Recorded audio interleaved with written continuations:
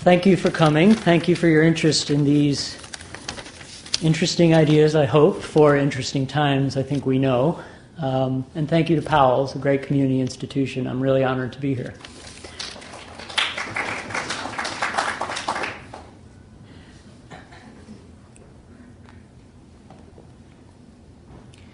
Well, the context for our book is growing inequality in America. So what's the story of growing inequality? An important thing to understand, I think, when you ask that question is the difference between income and wealth. And we really focus on the question of wealth as our sort of starting point for the argument that we develop in our book. Wealth is the assets. Wealth is the thing that gives people a foothold in our economy, in a sense gives people a chance at a good life. It gives people the ability to move up socially. Income is subject to all kinds of pressures, and if you don't have wealth, when your income goes down or you lose your job, you sink. And so having assets at the center of the analysis is really important if we're really going to get to the heart of the question of growing inequality. So what is the distribution of wealth today? What does it look like? There are many ways of looking at that, and any given way is only a snapshot. So here is one snapshot that I think is particularly relevant. This comes from the year, I think it's 2001, and it's from Federal Reserve data on assets. So that year we had a total wealth, total assets in the private economy of about $30 trillion. How was that divided up? The top 5% of households held 13.6 trillion out of the 30. The bottom 90%, basically most of the rest of society, held 13.9 trillion out of the 30. So basically, the very richest held as much as the rest of us. Even more disturbing, the bottom half of our population, 150 million people, and most importantly, the people who need the assets, the people who need that leg up, the people who need that foothold, the people who need that security in order to achieve the American dream, they only held 1.8 trillion out of the total. That's less than 6%. So the people who need the assets held 6%. The people at the very top held about 50%. That's the kind of inequality that we're talking about. Wages are important too. So what's the story of wages over the last, say, 25 years? Many of you know wages on average have stagnated for most workers, for most Americans, for most households. For some, those without high school diplomas, wages have fallen significantly. Even more disturbing is the divergence of wages from productivity.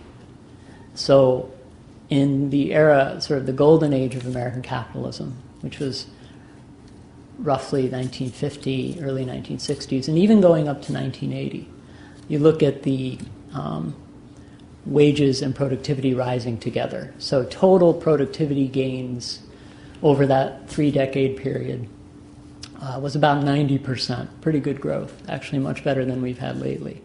Total wage gains, average wage gains, was about 89%. So there you have a one-to-one correspondence, wages rising with the growth of the economy, wages rising with the tide, just deserts.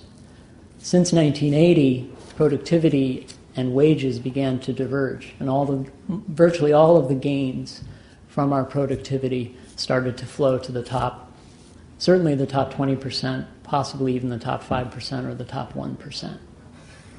So wages and productivity diverge. For example, since 2000, we had about 20% total productivity gains and less than 1% of wage gains. So wages and productivity have been severed. A whole lot of people have been completely cut off from the appreciating value of our society. Now, in our view, and at the sort of core of the book, all of this has happened, or much of this has happened, because the moral will being critical and central to develop the political will to change things. The moral will to prevent these inequalities was systematically weakened by a flawed understanding of wealth creation. Not just starting at the distributional questions, but actually our basic understanding of how wealth is created. And with this flawed understanding of wealth creation is a correspondingly flawed morality that justified the growing inequality. The mistaken morality grows out of the mistaken understanding of wealth creation. And that's the problem that we seek to rectify in the book. And the basic problem, as I would put it, and this came out, I think, pretty clearly at the end of the 2008 presidential campaign, the kind of dichotomy that I'm about to describe. So on the one hand, this is where the flawed assumptions lie. On the one hand, you have sort of a pure economy, which is sort of the realm of isolated individuals acting out of their rational self-interest and by some kind of natural justice getting rewards that are exactly proportionate to the value of their contributions. And so that's the pure realm of the market economy, and it's something that's good. Then there's a bright red line between that and the bad realm of government and redistribution and socialization, where people who have political power have certain ideas of how to put that wealth to better uses, and so they tax it away from the people who naturally deserve it and give it to the people who don't naturally deserve it. The problem with this view, which is essentially that there's a pure economy and then there's the government that tries to socialize things, is that it completely leaves out of the account the many ways in which and the degree to which everything that's going on in the private economy is in many ways highly socialized to begin with. So let me give you an example of what I mean. If you look at our total economic growth over the 20th century, and the fact it's the real growth, having more output per person, that's what translates into rising living standards. And it was only in the 20th century that we began to have that. So looking at that growth story,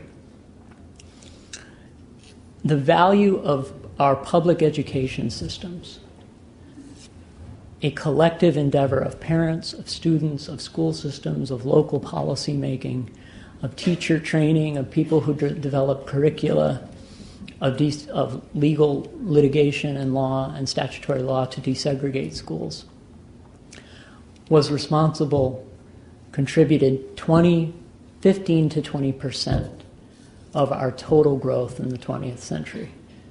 Came from the investments in schools, which in turn translated into a more productive workforce. So 20% of our growth, and on a per capita basis, 20% of every paycheck that we get came from public schooling.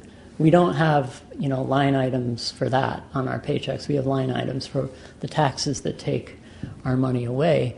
We don't have a line item that says, oh, and by the way, 15% of this came from society.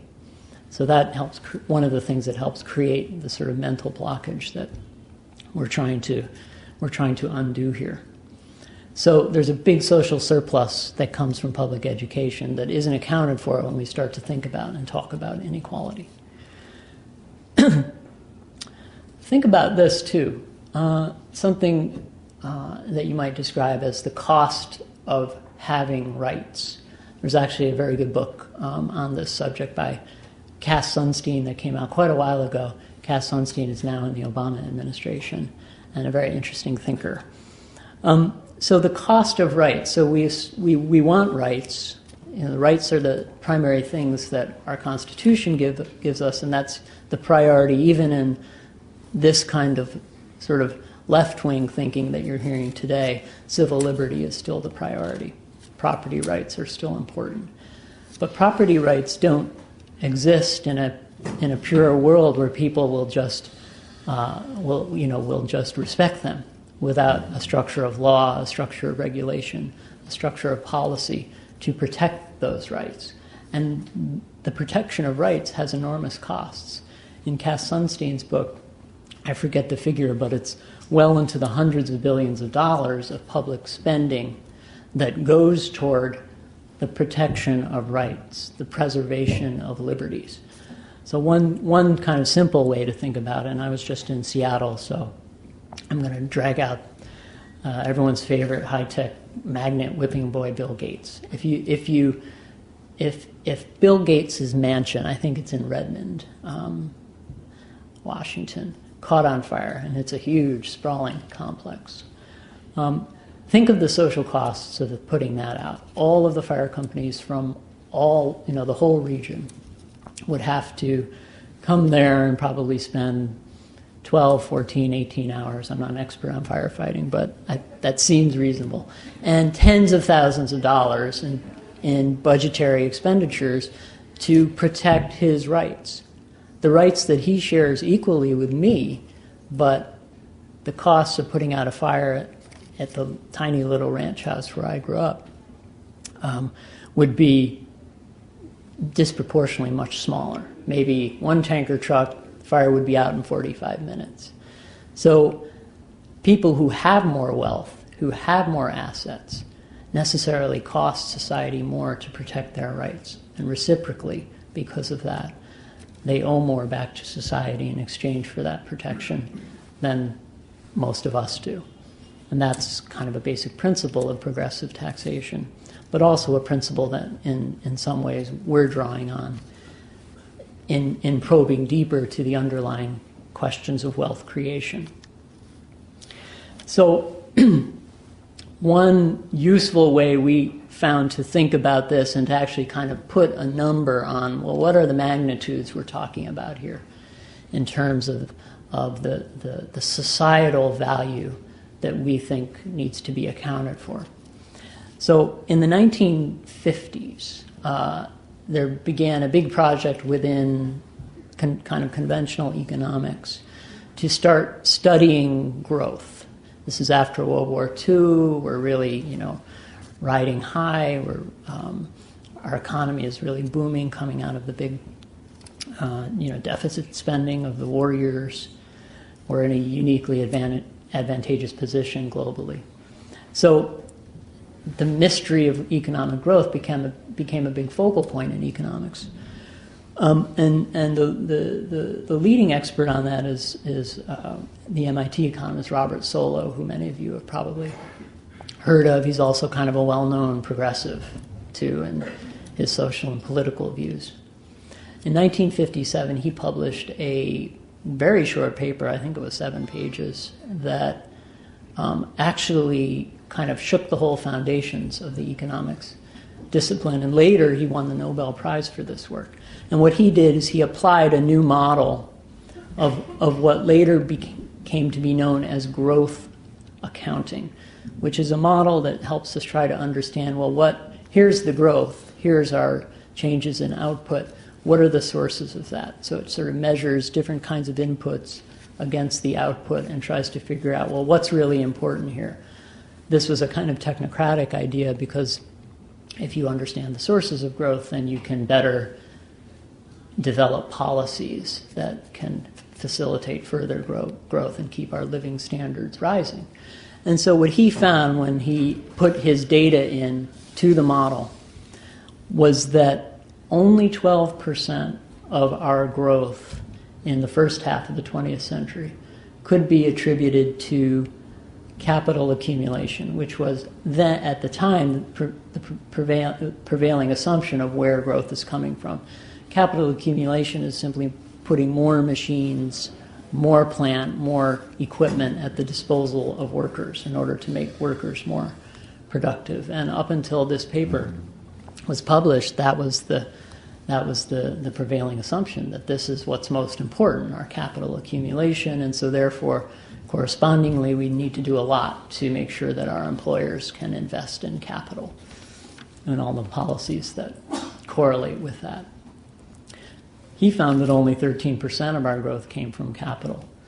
the rest, and it kind of famously became known as the solo residual. A residual is something that's, in economics, it's something that's left over after you've put your inputs and put your data into the model, and this is all that's left over. It isn't explained by the model. And for a long time, this was considered a great mystery, and there was a big controversies in economics about it. But to this day, when you're doing growth accounting, you end up with a significant residual, something that isn't explained by capital accumulation, that isn't explained by increases in labor. In fact, the labor per worker had been going down all during this period because of the 40-hour week became established as the norm. And so Solow said that the only way to really explain this, you have to think about our growth then coming from something that's going on more broadly and more deeply in the society, perhaps even culturally. And he, in a very famous formulation, described the source of the growth as technological progress in the broadest sense. And he basically at that point said, this is as much as economics can tell us. Now we need sociologists of science, historians of technology, historians of the evolution of cognition and culture to help sort of flesh out what technological progress in the broadest sense is really composed of. And so that's a big part of what we do in the book. We take the 88% and try to sort of flesh that out. And so what's inside that box? What's inside that black box? Coming from society, benefiting everyone through growth. And so one of the main areas that we look at, and this was most interesting to me, is the history of technology. Huge body of scholarship, and I don't pretend to be an expert in it at all, but as far as I probed into it, it was really clear that sort of our popular and still widely taught in schools and so forth understanding of technological progress is sort of the heroic theory of progress. So you have essentially a sequence of great inventions and great discoveries made by great men, almost always, over a period of time. And the whole story is just this sort of underpinning of just, gray matter, and then these brilliant discoveries every so often that sort of pushes things along. No historian of technology believes that that's how technologies develop. No sociologist of technology argues that that's for the heroic theory. In fact, what typically happens is a much more slow accumulation where from one advance to the next, what's really happening is a recombining of existing knowledge. Some person will see something and add something to the existing knowledge that pushes it in one direction or another, but much more in a modulation out of what is already known, not this kind of breakthrough that is conventionally depicted. And one really interesting body of evidence for this cumulative view, if you will, more collective view of technological progress, is the phenomenon of simultaneous invention. Robert Merton, a sociologist at Columbia, wrote whole volumes on this subject, and it's really quite interesting. Simultaneous invention is important for our book, and it's really kind of an obvious thing when you think about it. It's simply the situation where one or more, or often dozens of people working independently of each other hit upon, discover, invent the same thing at roughly the same time. The most famous example of this is the telephone, or the device that became known as the telephone. Of course, on the heroic theory, the inventor of the telephone is Alexander Graham Bell. But in fact, on the day he filed it, or his lawyer filed for his patent on the telephone, the device that would become the telephone in 1876, I think it was. 4 hours later, Elisha Gray was rushing from Ohio, he was an educator in Ohio, to file a patent on what was essentially the same device.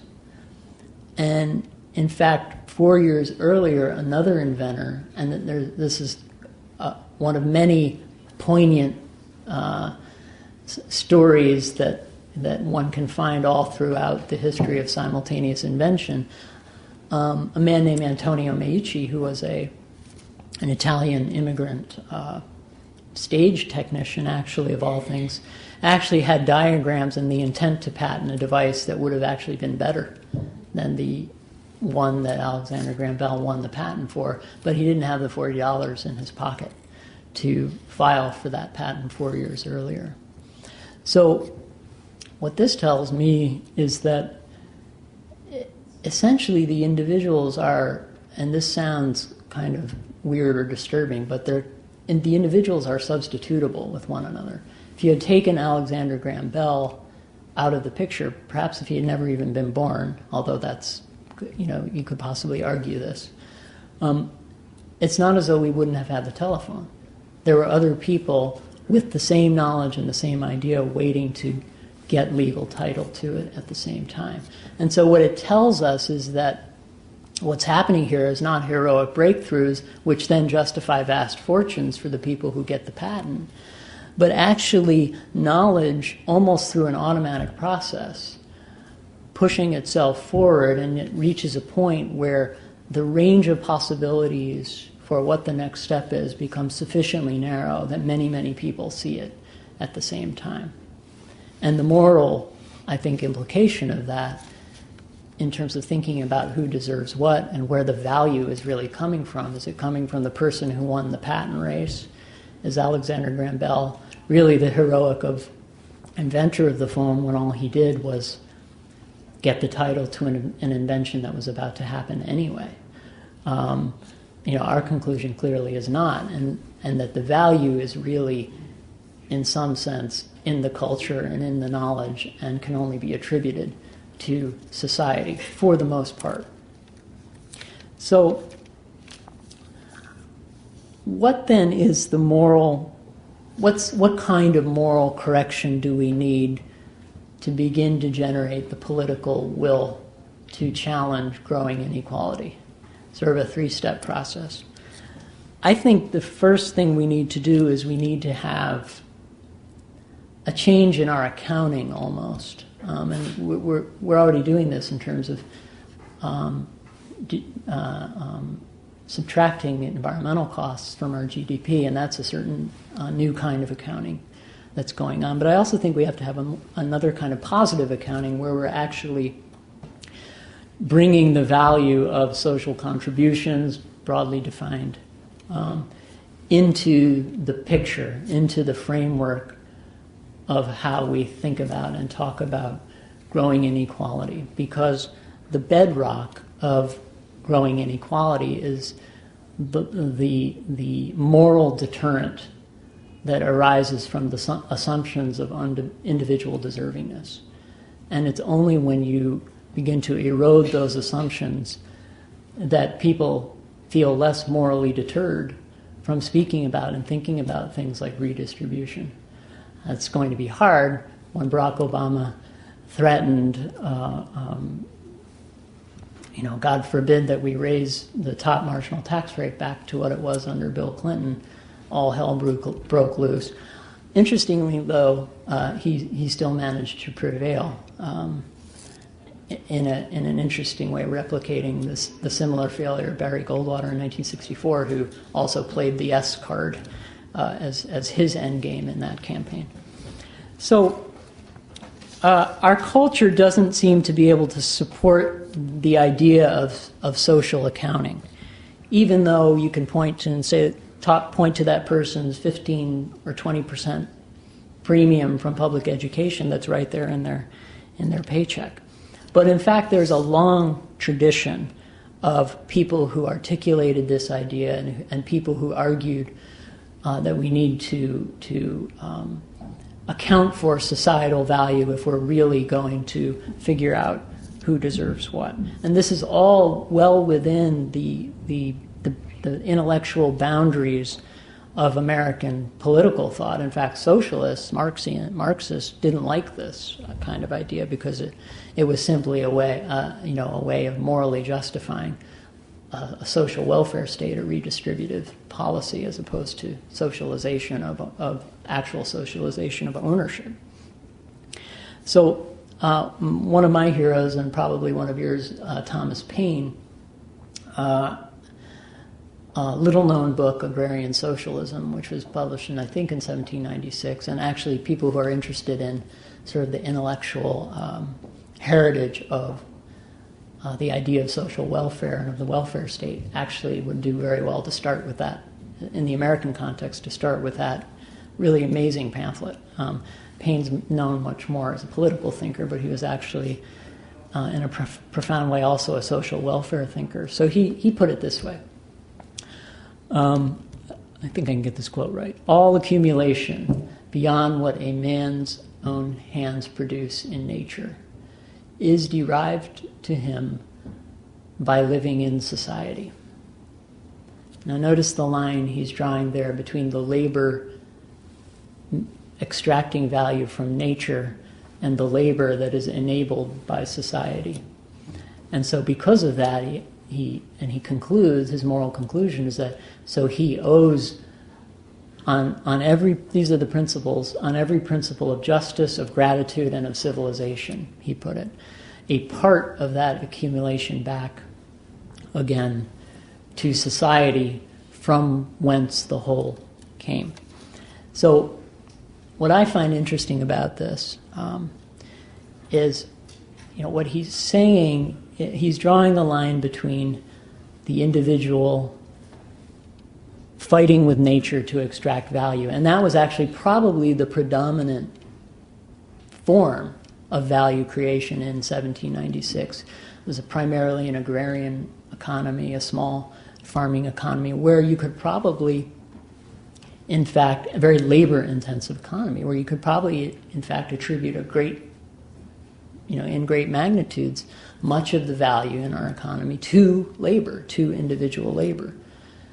So, and I think he assumed that and didn't have very high orders of, high levels of taxation that he was proposing at all, and because he assumed that, in fact, a lot of value is coming from labor in 1796. But he had the insight to see that as soon as we cross the line and individual productivity begins to be enabled and supported and fed by societal developments, by collective developments, well, then the moral case for keeping everything you get from the market begins to shift. It begins to shift, and you need to begin to account for the societal value that becomes part of what you own as society develops. Now, you can trace this back further, and I would actually argue that this derives from our Judeo-Christian heritage, ultimately, as so much else does. This is not a not a particularly noteworthy point I'm making, but I also find of great interest the writings of St. Ambrose, who was Augustine's great teacher and kind of among the early Christian thinkers, one of the great scourges of the sort of the wealthy Christian patrons who didn't want to follow the gospel anymore, now that they were so, happily settled into the Roman Empire and so on. So he put it this way, and this is in a sermon that he's preaching to the wealthy patrons and articulating to them the official church position, actually, that almsgiving is a command of justice. Essentially, almsgiving is a form of taxation in early Christian thought, not an expression of virtue, which could only be carried out voluntarily. So he put it this way: the earth belongs to all, not to the rich. But those who possess their shares, and notice already, so long ago, 1,500 years ago, he's talking about shares. He's already talking about distributive justice, something that if you talk about today, God have mercy on you. Those who possess their shares are fewer than those who do not. Therefore, you, meaning the ones who have their shares, are paying a debt, not bestowing a gift. And of course, that you can go all the way back to the Gospel of Luke. To whom much is given, from him much will be expected. It's the same principle. It's the principle of reciprocity. What's different about it today, and what's seemingly radical about it, is that our political economy has evolved in such a way that our reciprocity requirements for the social share of our productivity has gone way up, and in a strict moral sense requires much higher levels of taxation. So it seems radical, and the policy implications are very radical, but the principle is very traditional. And so I guess the question I was left with after I and my co-author Gar Alperovitz, who I should say in a very somewhat famous article published in the Technology Review in 1995, I think it was. Gar was the originator of this argument, and I came later to help him work on it and finish the book. And interestingly, just a little anecdote, but when he first sketched this argument out in a simpler way and without the kinds of evidence that we have in the book, after the issue came out, the editor called Gar frantically and said, I'm starting to receive hate mail for the first time in my life. The editor of, Technology Review is the sort of the trade magazine of MIT. So a lot of its readers were MIT-trained entrepreneurs, and they were just outraged. And apparently to this day, no article has elicited as big of a response, let alone as negative a response as that one. So what I'm left with, having done the research for the book and writing it with Gar, is kind of a broad question about American culture. And I really don't know the answer to this question. But I guess the way I would pose it is this way. So how is it that Thomas Paine and St. Ambrose and the authors of the Gospel of Luke, living in comparatively very underdeveloped societies where labor-intensive agriculture was for millennia the main source of value, how were they able to have this insight about what societal value means, what it adds to our productivity when we do things collectively, and what morally that entails in terms of our obligations back to society? They saw this idea very clearly in a context where it would have been very easy to say, no, it's all coming from labor. I don't need to pay anything back. Today, there's a quote that we have in the book from Sanford Weill, the former chairman of the late lamented Citigroup, who, and this is in 2006, so it was a big story in the New York Times, maybe some of you saw it. It was called The New Gilded Age or something like that. And so Sanford Weill, who over the previous decade had built up Citigroup to this, what seemed to be a behemoth, but was just a house of cards, it turned out, was bragging about how he had built Citigroup. And there's a quote there where he says, "We didn't depend on anyone to do what we did." And at the time, I was just bothered by it, just because, such a high sense of self-worth really offends me.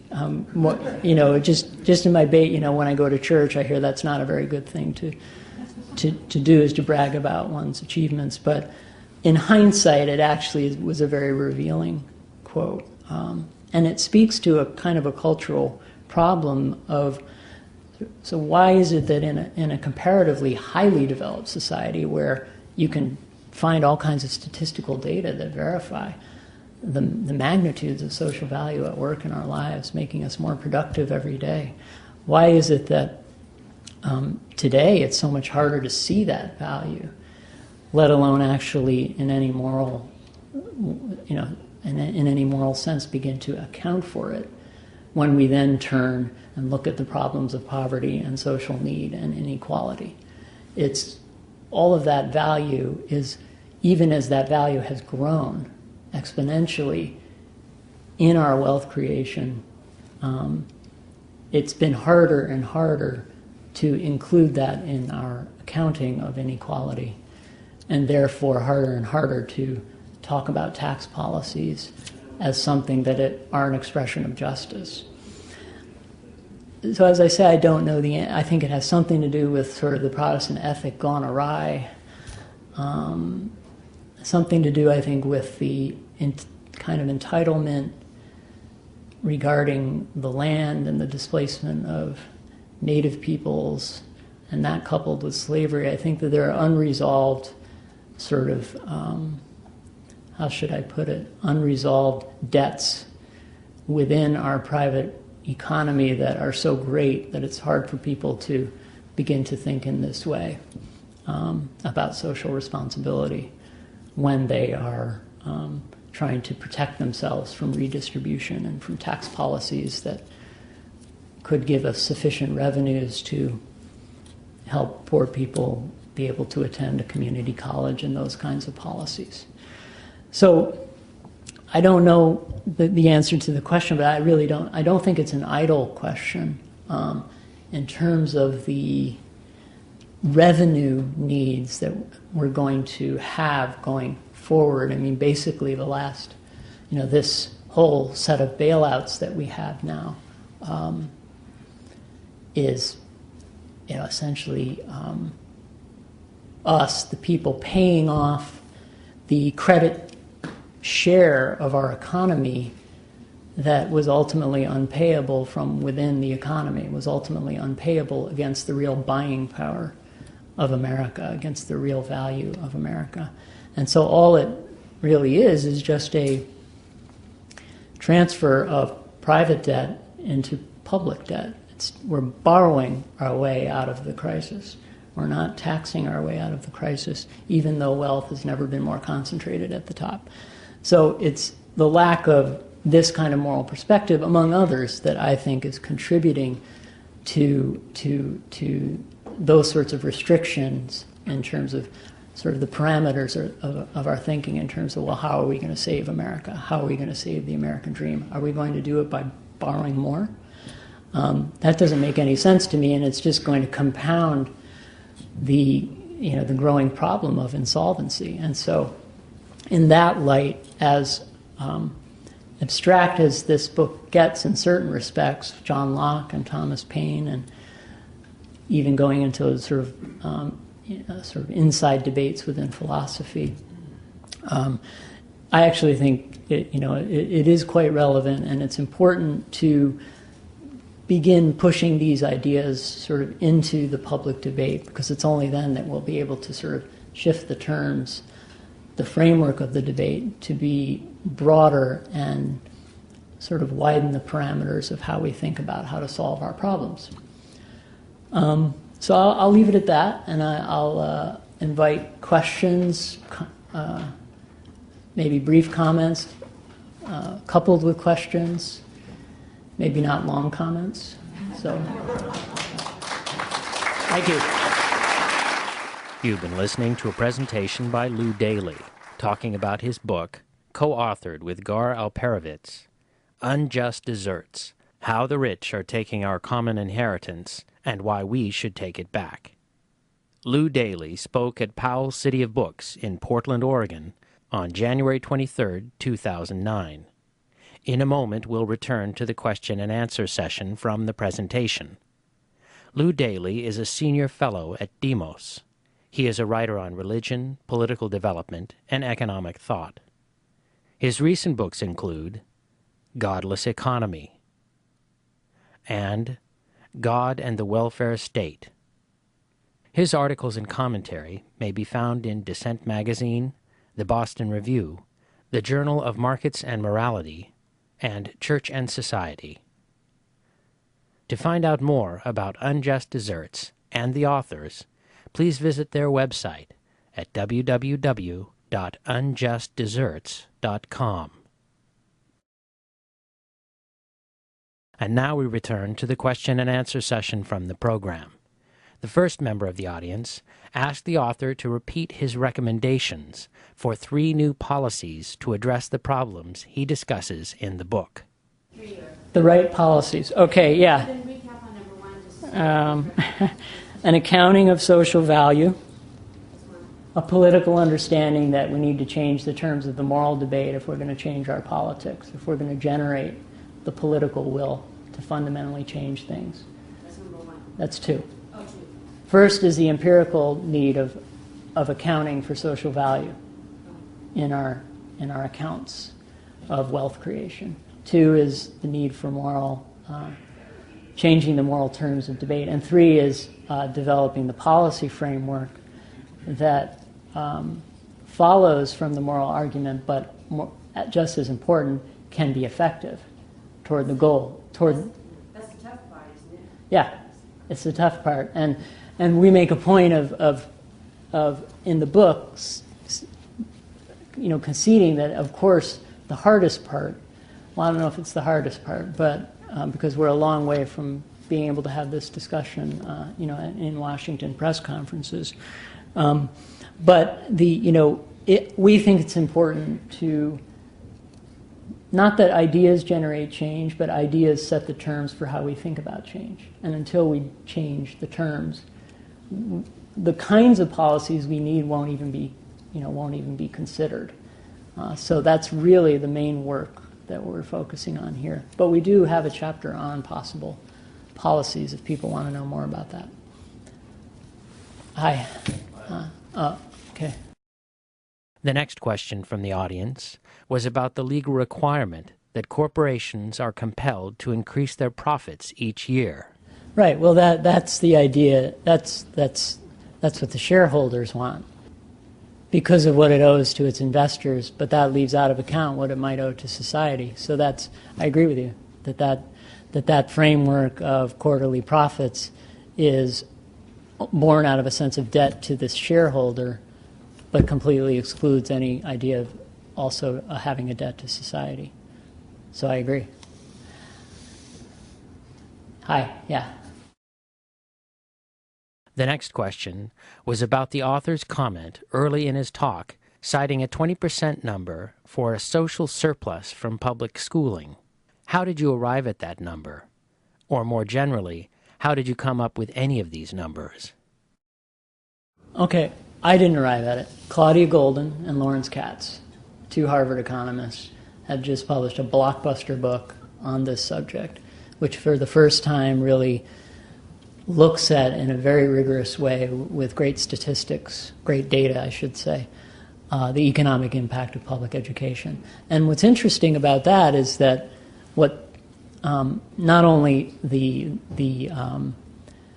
public education as a growth factor, but comparatively, our investments in public education were much higher than any other country in the world, including Europe. And as a result, partly as a result of that, we had much better growth after World War II. Obviously, there were other reasons why growth was deterred in war-torn Europe after World War II. But correspondingly, as our education investments have gone down and they've risen in Europe and Asia, our educational performance has gone down, and so has our productivity. So that's where I got that figure. And they posit a range of 15. And I don't have the title offhand, but if you look up Claudia Golden, brilliant economist, this is kind of their magnum opus for the work they've been doing for years. So it's well worth looking at. Yes? The next member of the audience asked about a concept in the book called economic rent. This member of the audience observed that it sounded like the idea of usury, the old religious concept. It goes back to the idea from Aristotle that none of the wealthy are more hated than those wealthy who increase their wealth solely from having wealth. Can you separate those terms, or is there a key ethic here along the lines of, if you don't work, then you don't get money? I think there is a common underpinning, but as important as finance has been, the concept of rent, I think, applies to rent. Is in economics, rent is simply revenue derived from having control of a resource. And in the 19th century, John Stuart Mill and David Ricardo imputed a moral problem to this, because you have control of a resource by a piece of paper that you inherited. Land was the predominant asset and the predominant resource in the 19th century, obviously. And you're getting value from it without any corresponding contribution on your part. You're getting value on it simply by holding the legal title to it. That's the concept of rent. It's also what people pay to get access to the resource, pay to the person who holds the paper. But interestingly, in some ways, what we're talking about is a kind of a rent theory. It used to be about land, so that if some, so-and-so the fourth in some British dynasty had a title to some piece of swampland outside of what then was comparatively underdeveloped London in 1800, and then passed that on over 3 generations. Well, his great-grandson, the Baron of so-and-so, that piece of paper would be worth a lot more, exponentially more valuable, because of the growth of London, right? Which is a collective process. How can you attribute that to the person holding the piece of paper, the rise in value of that piece of paper? He or she did nothing to earn that value. What they're benefiting from the collective development of London as a commercial metropolis. So that was the most kind of famous sort of subject matter for this theory. But we actually, in the book, sort of propose the idea that rent theory, in that sense, and in the morally questionable sense that people like John Stuart Mill looked at it, could be applied to, sort of transferred from land as the main source of value to knowledge as the main source of value, without, with the corresponding moral problem being essentially the same. And so, in a sense, that's what we do in the book. Yes? The next member of the audience observed that real estate today may actually be a liability rather than an asset. He said that this was a question of externalities and profit. Profit is a measure of efficiency, but efficiency is a question of what we are trying to accomplish. One problem with economic measures of efficiency is that, by definition, these so-called externalities, such as the environment or the impact of a business decision on the broader community, are not accounted for. Sure, and I think our asset, to the figures I gave on, I think we might be slightly more equal today, although with plummeting home values, maybe not, because of the crash of the financial system relative to those numbers I gave in 2004 with those asset disparities. Actually, though, you raise a good question, because property, it's the only form of wealth taxation we really have. I mean, we have the estate tax, but that's kind of, the thresholds have been kind of eroded, and it almost got eliminated. If we had had one more Republican, it would have been eliminated. Probably never to return, just because of the path dependency of such things. But the only other form of wealth taxation we have in this country is property taxation. And what do you know? That affects people in the middle and at the bottom a lot more than it does at the top. So actually where we're taxing the wealth is, in the middle, not at the top where it's concentrated, and where there are these economic rents. So, Europe has different compositions of tax policies and a much more progressive, tax structure in terms of focusing on wealth. So, not every European country, but many. So I would point to that. Yes, in the back. The next member of the audience asked about the idea of simultaneous invention. The question was whether our society has finally come to the end of the idea that concentrated wealth is a good thing. This member of the audience believed that throughout history there has been the idea that it is always best to have a maximum of concentration of wealth at the top, whether it was in the time of the kings or the Gilded Age of robber barons, there has been this view that it is the best for society when there was the greatest concentration of wealth in a few hands. Yet the idea has been discredited by Thomas Paine, by Benjamin Franklin, by Thomas Jefferson, and by anybody who takes seriously the opening words of the Constitution, "We the people." The idea is not just to spread the wealth, but to prevent the concentration of wealth. Are we outgrowing this idea that it is a good thing to have an unlimited concentration of wealth at the top?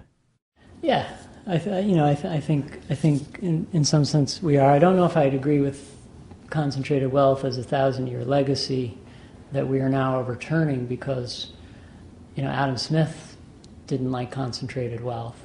Adam Smith was a big opponent of landowners because of the way they accumulated their wealth through rents. Big moral problem for Adam Smith. John Stuart Mill, the same thing. I actually think it's more of a 100-year legacy, where the idea, setting aside what the realities actually were, but the idea, let alone the moral justification for concentrated wealth, is actually a fairly recent development. Pharaoh, what about Caesar? They thought that wealth should be concentrated at the top. I think they just did it through plunder. They didn't spend a lot of time debating the morality of it.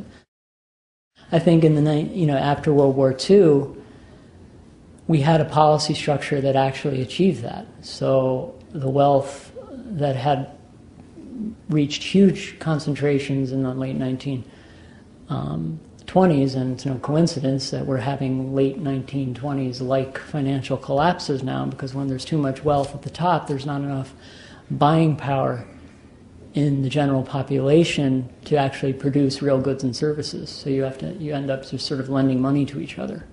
That's what happened in 1929. That's what happened over the last 8 years. After the Great Depression, there was a moral revolution. There was something like a political revolution, just in terms of legal structures, policy developments. We finally got the Supreme Court out of the way as a barrier to social legislation, big institutional change in American history. And things like the GI Bill, the idea of social investment, home mortgage assistance, a big percentage of homes, the home that my parents bought in upstate New York, there was federal guarantees behind that made those homes cheaper to purchase. Whole policy structure that basically created the middle class. And distributionally, what you saw was most of the gains from the growth going to the middle class, and the share of wealth at the top plummeting. So by 1980, to focus on income, the share of income going to the top 1% was, I think, down to 8% of the total. And by 2000, or by 2004, it was about 21%. So we had Paul Krugman famously calls it the Great Compression after the Great Depression, where society was equalized by a particular kind of policy framework, but also by a particular kind of set of economic conditions that were particularly advantageous. And then all of that leading to a more equal society, and then the Reagan Revolution systematically taking away those policy supports, that policy structure piece by piece, and then the disparities grew again back to their natural state. Yeah, The next member of the audience asked the author about his use of the word culture, and as an alternative, why not talk about indoctrination? It was interesting that the author mentioned the 100-year mark, because it was about 90 years ago that we had the birth of the public relations industry in this country. When I think about folks like Rupert Murdoch and the rest of the commercial television networks in this country, I don't want to call what they generate as public awareness of these issues, like public wealth or private wealth, culture. Why did you use the word culture to talk about that sort of deliberate creation of belief, and in particular, over the last 30 years, the so-called ownership society? Yeah, you've probably had, I noticed downstairs you have multiple editions of every book Noam Chomsky has published. So I guess, and I agree, it is propaganda. But at the same time, I think we have to think of it in terms of it poisoning a culture that has good things in it, and that in certain traditional ways, and I think at the core of most people's thinking and most people's own personal morality is actually, would be on the side of a more equal society if they really understood where wealth is coming from. So I guess, I'm not a media analyst or really have a lot of understanding of semiotics and things like that. But yeah, I think it is propaganda, but it's propaganda that plays on existing cultural, are they called tropes? Existing cultural formulae to twist them, in the wrong direction and self-interested directions. But I think it's so thoroughly within our culture that you can't really separate it out as sort of just this propaganda machine that you could then, simply extract, because people do consume these things at some level willingly. So, hey, Jeff. The next member of the audience observed that it will likely be a long time before we levy a 20% excise tax on wealth to cover the cost and value of our public schools. But it does seem that the concepts you're discussing are beginning to be reflected in public policy and discourse, such as the notion of the commons, clean air, clean water, and the responsibility of users for maintaining those resources. Are there areas or cases where you're beginning to see these ideas reflected in public debate and even in public policy? Yeah, my own neighborhood, West Harlem. It is adjacent to Columbia University, and Columbia University is buying up all of what was known as Manhattanville. Now it will be known as only as Manhattanville in the archives of New York City. Now it will be a new Columbia campus. So 125th Street, for those of you who know Manhattan, to 133rd Street from Broadway to the river. It's going to be a new Columbia campus. So we have a community movement to have community benefits associated with that. Some business owners are holding out, and there's big battles, eminent domain battles that are about to go down. Community was somewhat divided on that question. But what we got out of it was a shiny, brand new, high-tech high school. And educationally, my neighborhood is classically underfunded and underserved district, and among other things. So, a very minimal amount of displacement and so on, and generous relocation process. But most important of all, the high school. So we were able to extract that from the private realm back into the social realm. So that's an example I would give. I'd also look at, if you actually look at the financial bailout, when Henry Paulson, feels good to say former secretary, so I'll emphasize that one, former secretary, Henry Paulson, he came out with his 3-page blank check for his friends on Wall Street, basically, and here you go, do what you need to do. It's outrage. It was amazing. It was a prairie brush fire, and so it got thrown into Congress, and then people could voice their opinions to their representatives, and the overwhelming consensus, and really in ways that you could really describe as almost a kind of a moral consensus, was that if and as society, we the taxpayers through the government are or have to and will bail out the financial system yet again, one in a long series of such cycles. Well, this time, we are going to have a ownership stake. Now, the principle was articulated. What it will end up looking like, when all the dust settles, who knows? But the principle was articulated, and it became kind of part of our political culture at that moment in a way that I hadn't seen in a long time. So we are going to get it. We're going to contribute to save the financial system, but then in return, we're going to have an ownership stake so that when those assets turn around and begin appreciating in value again, a share of that value is going to go back to society in exchange for what we did for you. And so right there, a very strong example of the very argument of this book. Hi, man in the glasses, or? The next question was about the distinction between income and wealth. One key expense that sucks wealth out of families is our medical system.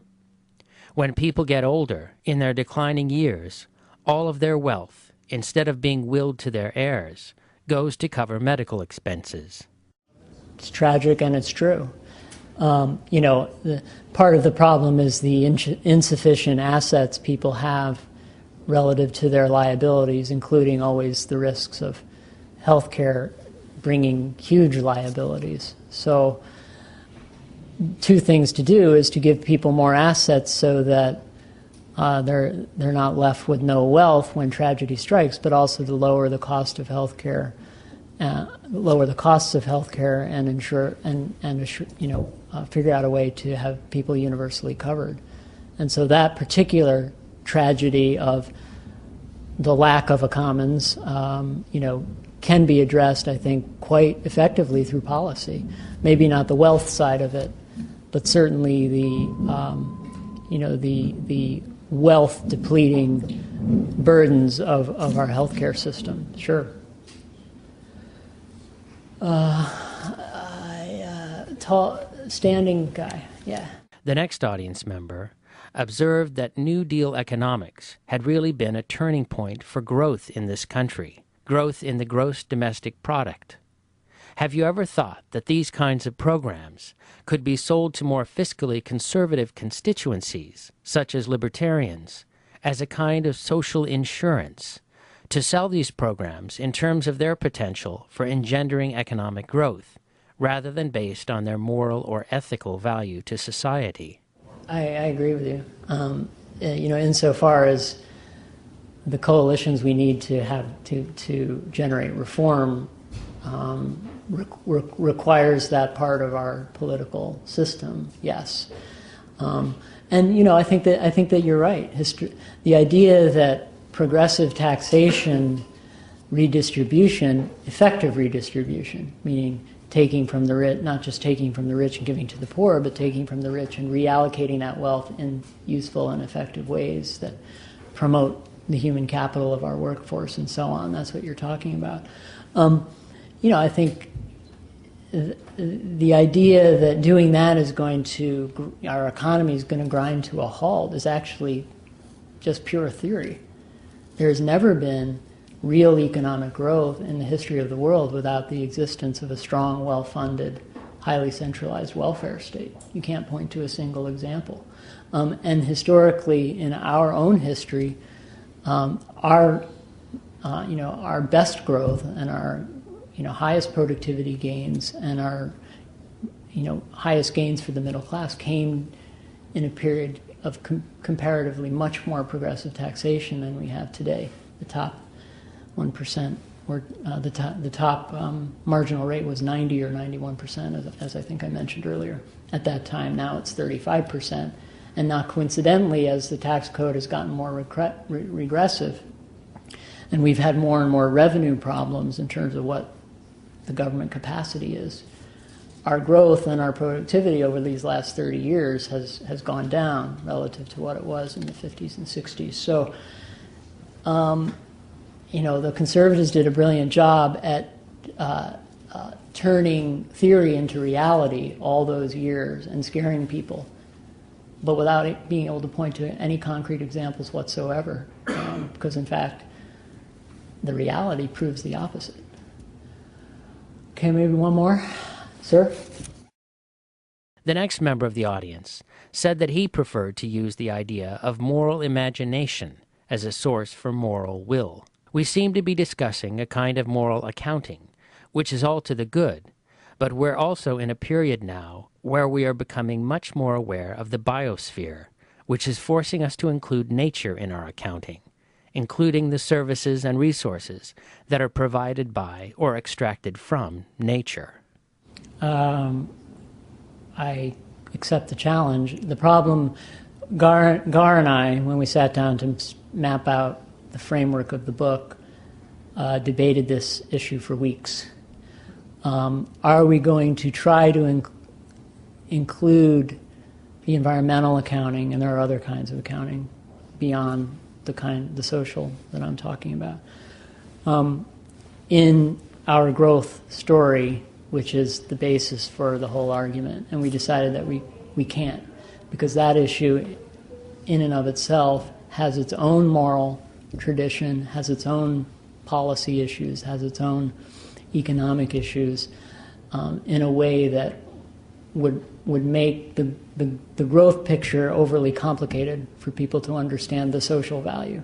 And so we basically took a decision to stick with how people traditionally understand it as a way of reaching those people on the social value, and then think about as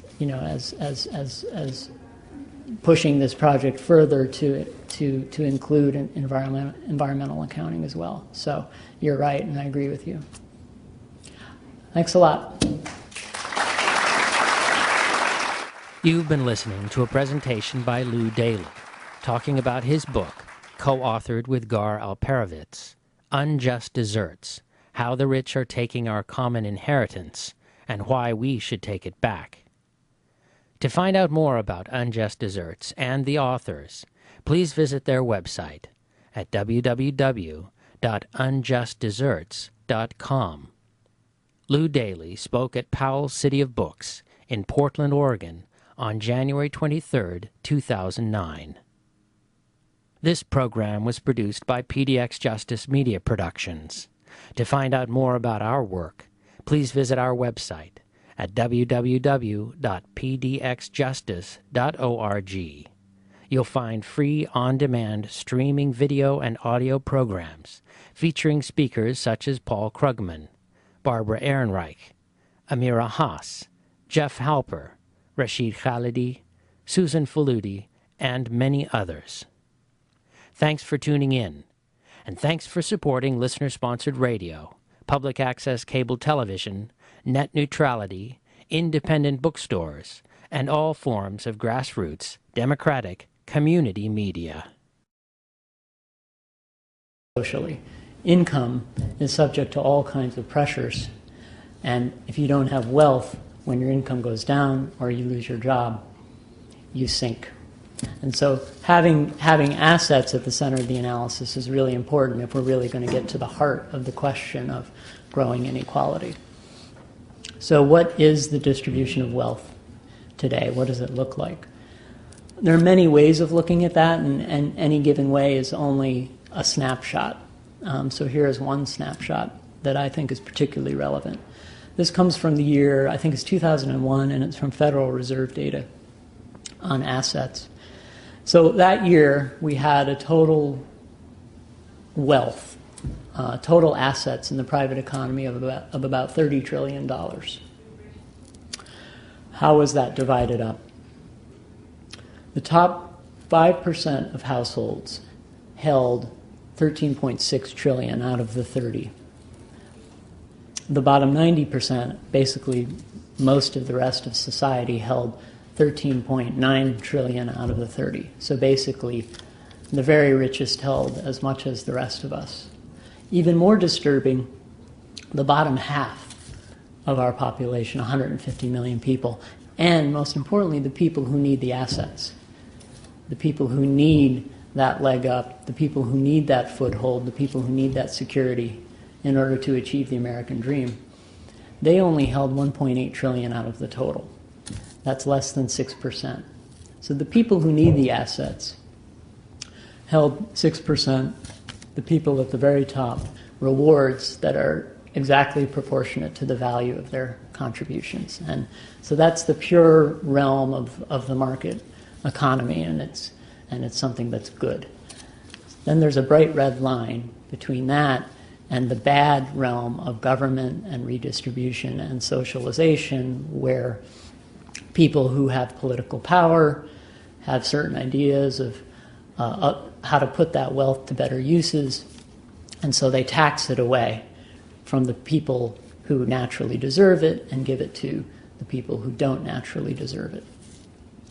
The problem with this view, which is essentially that there's a pure economy and then there's the government that tries to socialize things, is that it completely leaves out of the account the many ways in which and the degree to which everything that's going on in the private economy is in many ways highly socialized to begin with. So let me give you an example of what I mean. If you look at our total economic growth over the 20th century, and the fact it's the real growth, having more output per person, that's what translates into rising living standards. And it was only in the 20th century that we began to have that. So looking at that growth story, the value of our public education systems, a collective endeavor of parents, of students, of school systems, of local policy making, of teacher training, of people who develop curricula, of wages and productivity have been severed. A whole lot of people have been completely cut off from the appreciating value of our society. Now, in our view, and at the sort of core of the book, all of this has happened, or much of this has happened, because the moral will being critical and central to develop the political will to change things, the moral will to prevent these inequalities was systematically weakened by a flawed understanding of wealth creation. Not just starting at the distributional questions, but actually our basic understanding of how wealth is created. And with this flawed understanding of wealth creation is a correspondingly flawed morality that justified the growing inequality. The mistaken morality grows out of the mistaken understanding of wealth creation. And that's the problem that we seek to rectify in the book. And the basic problem, as I would put it, and this came out, I think, pretty clearly at the end of the 2008 presidential campaign, the kind of dichotomy that I'm about to describe. So on the one hand, this is where the flawed assumptions lie. On the one hand, you have sort of a pure economy, which is sort of the realm of isolated individuals acting out of their rational self-interest and by some kind of natural justice getting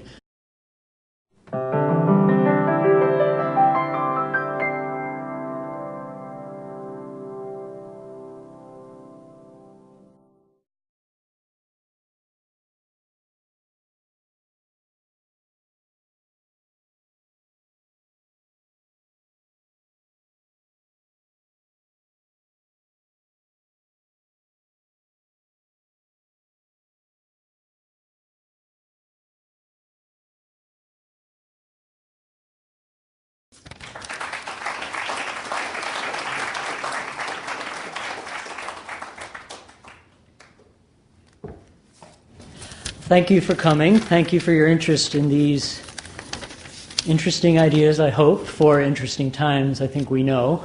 And thank you to Powell's, a great community institution. I'm really honored to be here.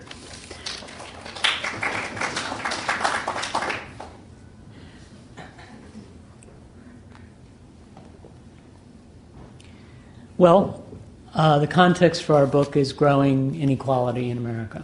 So what's the story of growing inequality? An important thing to understand, I think, when you ask that question is the difference between income and wealth. And we really focus on the question of wealth as our sort of starting point for the argument that we develop in our book. Wealth is the assets. Wealth is the thing that gives people a foothold in our economy, in a sense gives people a chance at a good life. It gives people the ability to move up. So held about 50%.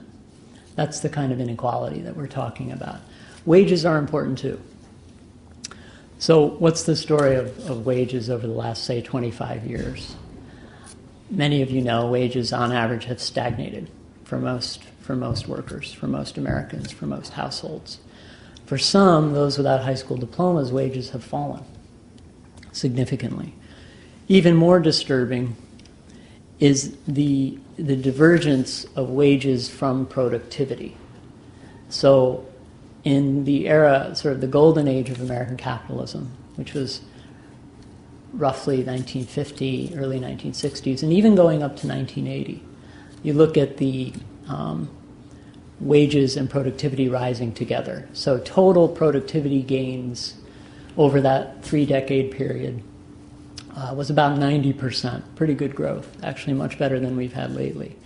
Total wage gains, average wage gains, was about 89%. So there you have a one-to-one correspondence, wages rising with the growth of the economy, wages rising with the tide, just deserts. Since 1980, productivity and wages began to diverge, and virtually all of the gains from our productivity started to flow to the top, certainly the top 20%, possibly even the top 5% or the top 1%.